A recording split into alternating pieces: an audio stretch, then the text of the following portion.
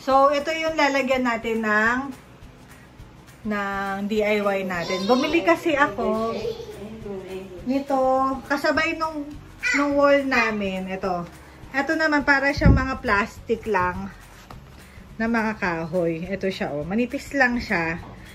Pero at least pwede nang itago yung mga imperfections. Yan. Para siyang tape lang, nadidikit mo. Yan. Lalagay natin siya dito. Yan. Ang pangit, diba? Pati picture ako kay Marcela, nakapangitan ako.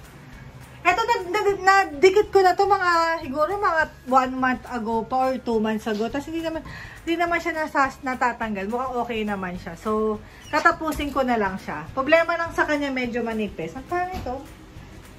Yan. Let's go.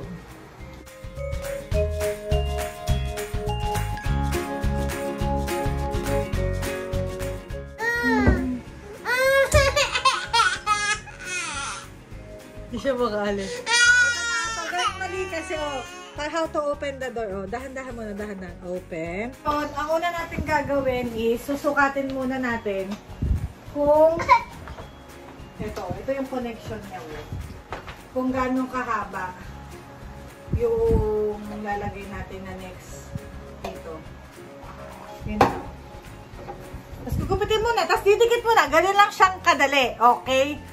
Sige na, let's go! Ang kinaganda rin nito, may mga linya-linya niya sa likod para hindi kayo...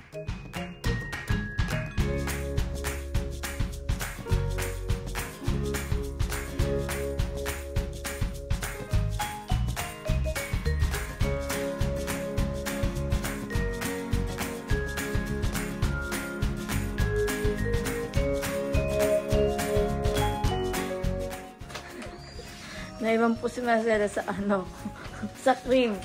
Ininom muna namin kasi malikot eh.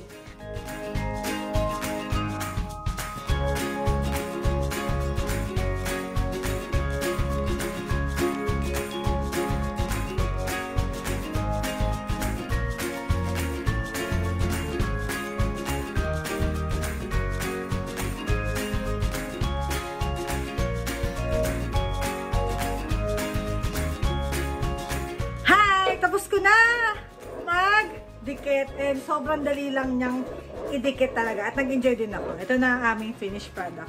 Oh, ang galing yan sa picture. Oh, parang ay maganda! Pwede na kami uling mag-video dyan. Parang gusto ko rin patulan yung nasa taas. Siguro in time. Pag sinipag-sipag. Yan. Pakita ko yan ng mas magandang view.